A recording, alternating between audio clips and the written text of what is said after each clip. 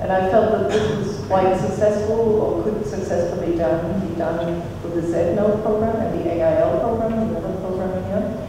And so my prime concern and what the people are working on is more how you can do and generate bottom-up type of research. And I think Eugenio's project that he just presented to you is exactly, one of those examples. How can you enable, if you want to solve problems, how can you enable those who are subjected to the problems, who feel or are victims of these problems, how can you empower them and enable them to help us, scientists and researchers, possibly, first of all, in a stratified society, living in different segments of the society, but in our case, it's also living in the north versus the south. How can they inform us, and how can we jointly design research projects that are actually meaningful to the people on the other end who should receive the outcomes of our research? And one of those projects that we have right up here on the screen at the moment is from another researcher in our group called Andrea Polly.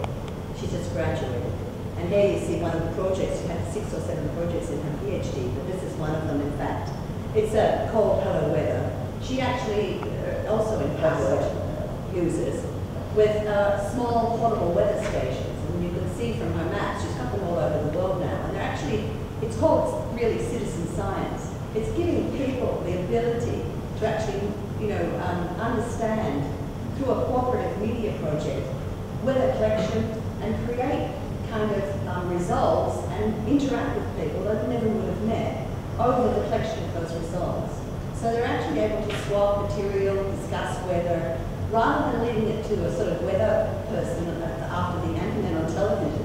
It's actually allowing people to understand locally what's actually happening on the weather patterns right where they live, and also how it's affecting their growing conditions and their community involvement. And vice versa, share their wisdom, which they have on a local basis that we never have if we look at it from a totally different remote perspective, to share their knowledge with us and get that knowledge being integrated into the elite sort of knowledge type generation machine.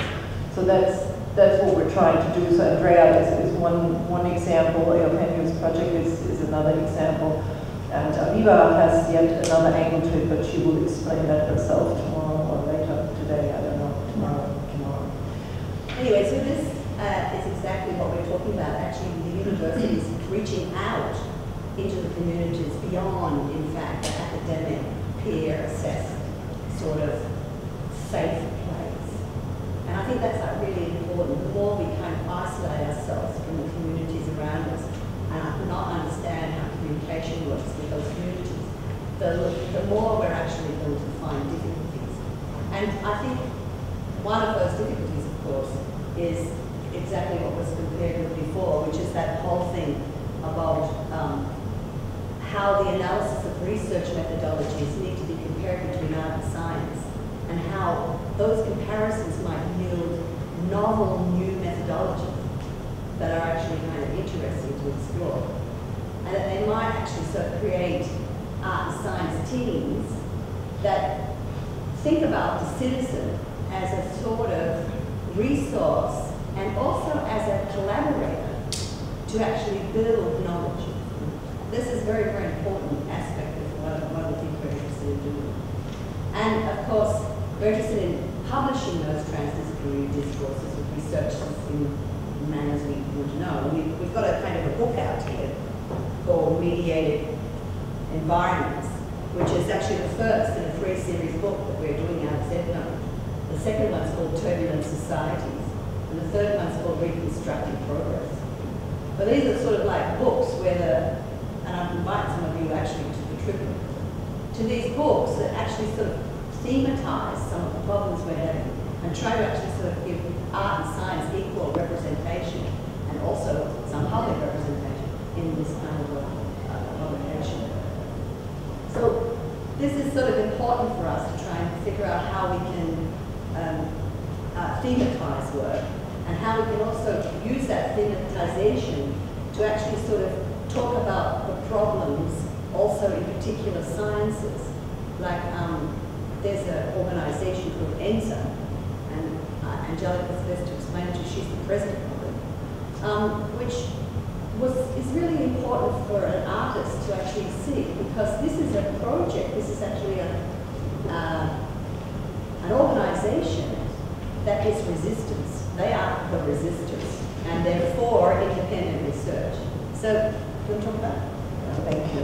This sounds like heroes, but really, they try to victimize us, but we're resisting that to a certain extent.